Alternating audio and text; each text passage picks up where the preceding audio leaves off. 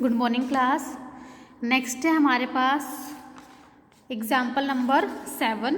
हमने कल last lecture में 4.9 article continuity of a function of a two variable किया था। डेफिनेशन मैंने आपको कल बताई थी। इसके रिगार्डिंग फर्स्ट एग्जाम्पल हमने कल कर लिया था, जो कि एग्जाम्पल नंबर 6 है। आज है एग्जाम्पल नंबर 7। उसमें क्या है, देखो आपके पास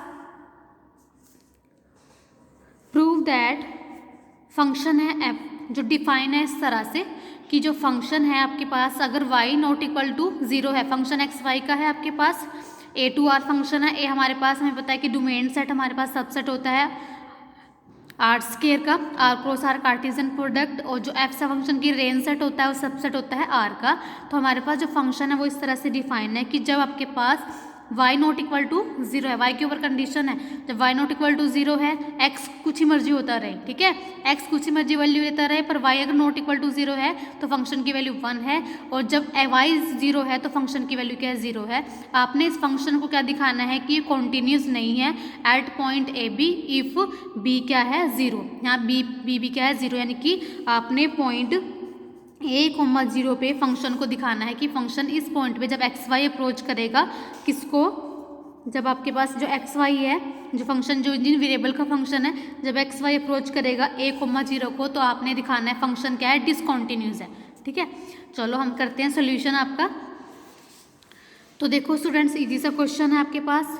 अब हमारे पास पता है कि हमने किस पे चेक करना है, a,0 पे। अब देखो मैं सबसे पहले फंक्शन की वैल्यू निकाल लेती हूँ a,0 पे, ठीक है।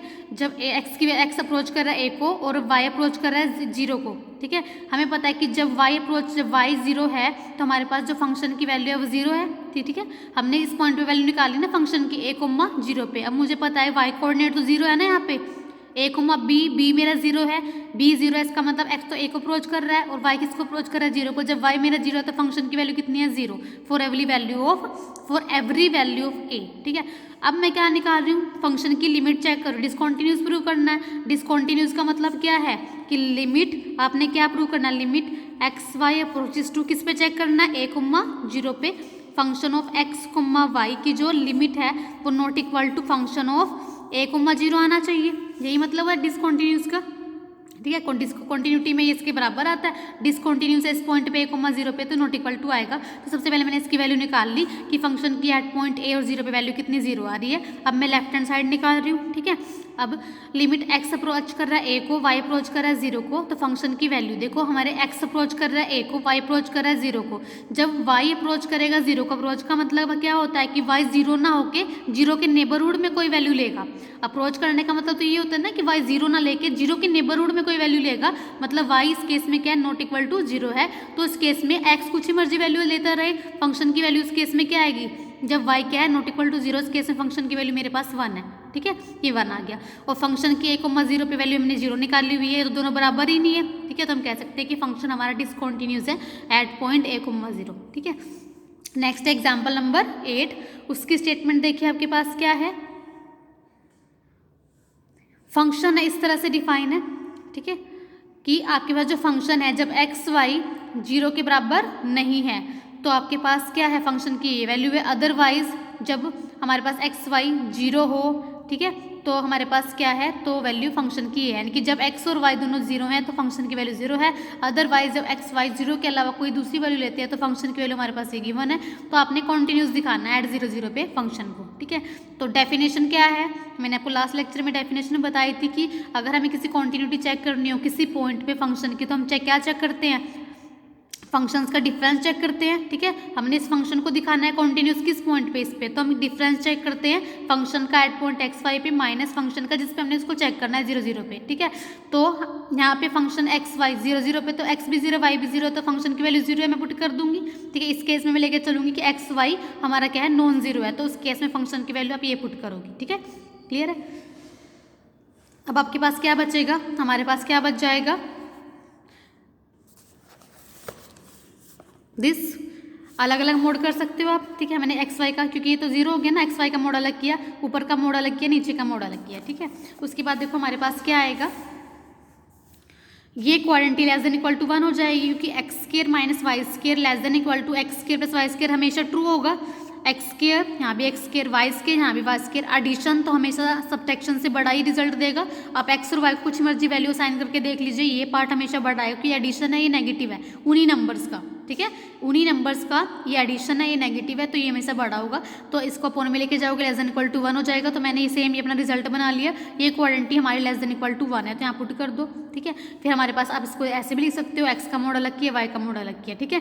तो आपके पास ये रिजल्ट आ गया। डेफिनेशन के अकॉर्डिंग हमने क्या प्रूव करना है, ये लेस देन एप्सिलॉन प्रूव करना है। तो ये लेस देन एप्सिलॉन कब होगा, आगे तो सिंपल ही है, मैंने आपको पहले एग्जाम्पल नंबर 6 में भी कराया था।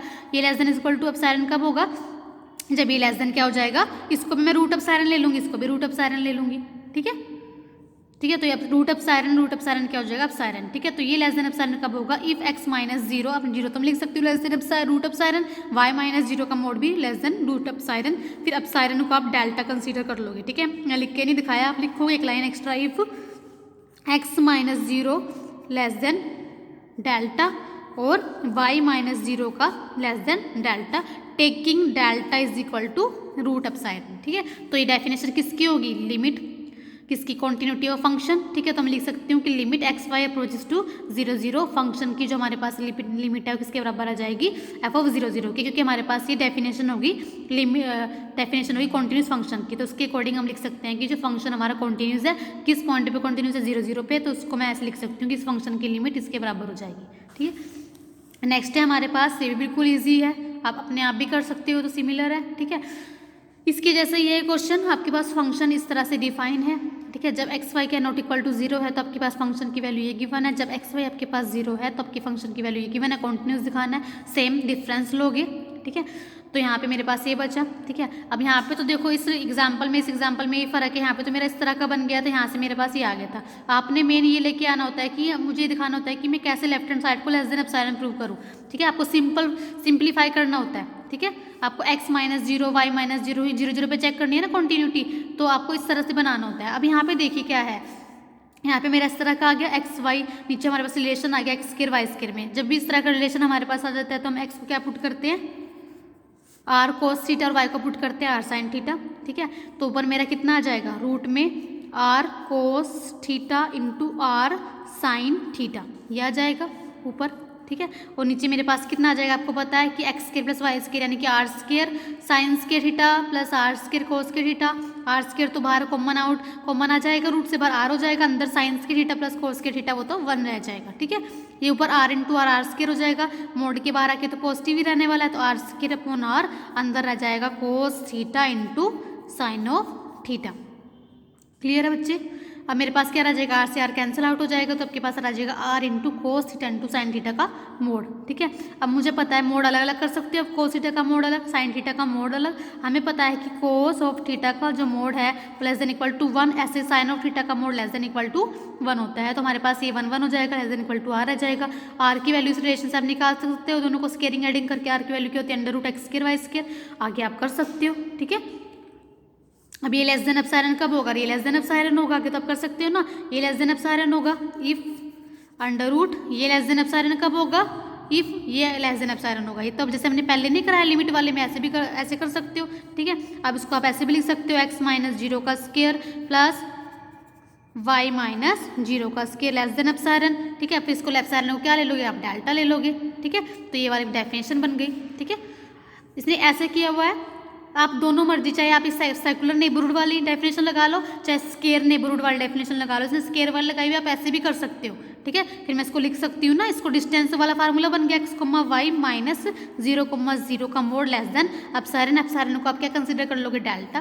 तो हमारी डेफिनेशन बन जाएगी कॉन्टिन्यूस फंक्शन वाली, ठीक है। हम लिख देंगे जो हमारा फंक्शन है वो कॉन्टिन्यूस है 0 0 पे, तो फंक्शन एक्स कोमा वाई जो वैल्यू है किसके बराबर आ जाएगी, एफ ऑफ 0 0 के। तो हमारा जो फंक्शन है वो कॉन्टिन्यूस हो गया, ठीक है। तो थैंक यू क्लास, आज के लेक्चर, क्योंकि हमारे पास ये लास्ट एग्जाम्पल था, ठीक है, 9th एग्जाम्पल। इसके बाद इसके साथ आपके पास जो 4.1 एक्सरसाइज कंप्लीट हो चुकी है, और इस चैप्टर में एक एक्सरसाइज है, तो इस वीडियो के साथ आपका चैप्टर नंबर 4 क्या हो जाता है, कंप्लीट हो जाता है। इसके जो क्वेश्चंस है वो ट्राई कर लेना, ठीक है। Thank you class.